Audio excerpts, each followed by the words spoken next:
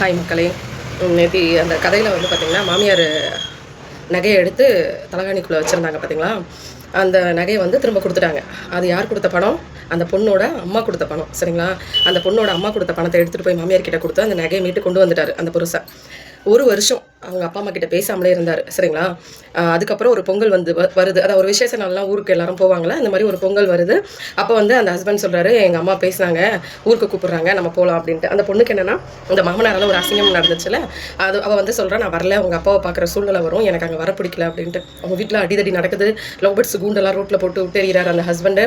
அதுக்கப்புறம் பார்த்திங்கன்னா சண்டை நடக்குது. அவங்க அம்மாவுக்கும் ஃபோன் பண்ணி அந்த மாப்பிள்ளை வந்து இந்த மாதிரி உங்கள் பொண்ணு வந்து நான் ஊருக்கு கூப்பிட்றேன், வரமாட்டேங்குது அப்படின்ட்டு. அந்த அம்மாவுக்கு எல்லாமே தெரியும். அவங்க என்ன சொல்கிறாங்க, சரி உன் வீட்டுக்காரவங்க கூட இருக்கார்ல, நீ போ, எதுக்கு சண்டை போட்டுட்ருக்க அப்படின்னு சொல்லி பேசுகிறாங்க அந்த அம்மாவும். இந்த பொண்ணும் வந்து போன இடத்துல அவள் வேலையை பார்க்குறா.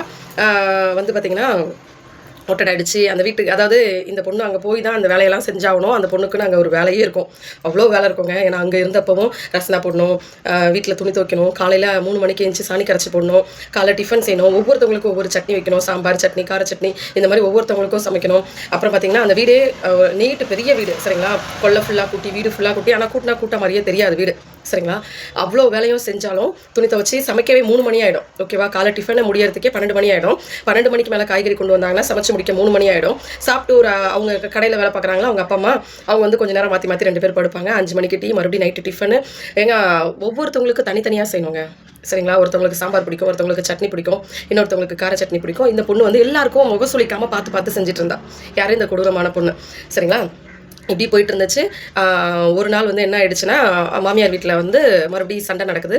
ஏன் சண்டை அப்படின்னா, அந்த பொண்ணோட கல்யாண ஆல்பத்தில் ஒரு தாயத்து தொங்குது. அந்த தாயத்து என்னன்னு தெரியல, ஆனால் அதில் என்ன போட்டிருக்குன்னா, அமுதாவின் மகள் அப்படின்னு சொல்லி அந்த பொண்ணோட நேம் போட்டிருக்கு.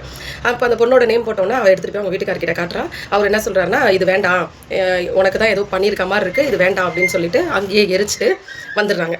சரிங்களா. வந்துட்டு அவங்க அம்மா கிட்ட பேசிட்டு வந்துடுறாங்க. அப்புறம் அவங்க அம்மா கிட்ட என்ன சொல்கிறாங்க, நீ திரும்பி வரணுங்கிறதுக்காக தான் நாங்கள் செஞ்சோம் அப்படின்ட்டு.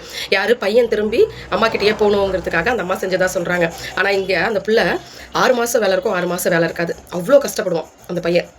சரிங்களா. அப்போது சாப்பாட்டு கூட காசு இருக்காது. அவங்க இத்தனைக்கும் மளிகை கடை வச்சுருக்காங்க. மளிகை கடையில் ஒரு அரிசி தரட்டுமா, பருப்பு தரட்டுமா, உனக்கு வேலை கிடச்சிருச்சாடா, நீ என்னடா பண்ணுற, ஒரு வார்த்தை கேட்க மாட்டாங்க. சரிங்களா. அந்த பொண்ணோட அம்மா வந்து செலவுக்கு காசு கொடுத்துட்டு ஒரு நாள் அந்த அம்மா வராங்க. அந்த பையனுக்கு தெரியும். சரிங்களா. ரேஷன் அரிசி தான் அவங்க வீட்டில் சாப்பிட்டுட்டு இருக்காங்க, கையில் காசு இல்லை. சரிங்களா. வேலை தேடிட்டு இருக்காப்புல. அவங்க அம்மா வராங்கிறதுக்காக 1 கிலோ அரிசி வாங்கி சமைச்சு அந்த பொண்ணு வைக்கிது. அவங்க அம்மாவுக்கு தெரிஞ்சிருச்சு. அப்போ அவங்க அம்மா என்ன பண்ணுறாங்கன்னா, ஒரு மூட்டை அரிசி வாங்கி போட்டுட்டு அரிசி, பருப்பு, எண்ணெய் எல்லாமே வாங்கி கொடுத்துட்டு போனாங்க. ஆனால் இப்போ கேட்டிங்கன்னா அப்படிலாம் அவங்க அம்மா செய்யவே இல்லையே அந்த பையன் சொல்லுவாப்புல. ஏன்னா இப்போ அவர் நல்லா வசதியாயிட்டார். சரிங்களா. அந்த பையன் கஷ்டப்படும் போதெல்லாம் வேலை கிடைக்கணும்னு போய் திருவேற்காடு, மாங்காடு, ஒவ்வொரு கோயிலாக போய் அந்த பொண்ணு வந்து அங்க பிரதர்சனம் பண்ணிட்டு புருஷனுக்கு வேலை கிடைக்கணும், அவர் நல்லா இருக்கணும்னு சொல்லி கோவிலாக போய் வேண்டுவாங்க. சரிங்களா. அந்த கொடூரமான பொண்ணு. ஆனால் இந்த ஹஸ்பண்ட் வந்து பார்த்திங்கன்னா அவளை ஒரு வேலைக்காரியாக மட்டும்தான் ட்ரீட் பண்ணார். எப்படி ஒரு வேலைக்காரியா, டீ வேணும் அப்படின்னோடனே ரோபோ மாதிரி டக்குன்னு டீ வந்துடணும். கொஞ்சம் நேரம் லேட் ஆச்சுன்னா அடிதடி தான். அந்த பாலை எடுத்து செவுத்துல ஊற்றி இந்த மாதிரி அடிதடி தான் நடக்கும். எல்லாமே சலிச்சுட்டு போயிட்டே இருந்தா.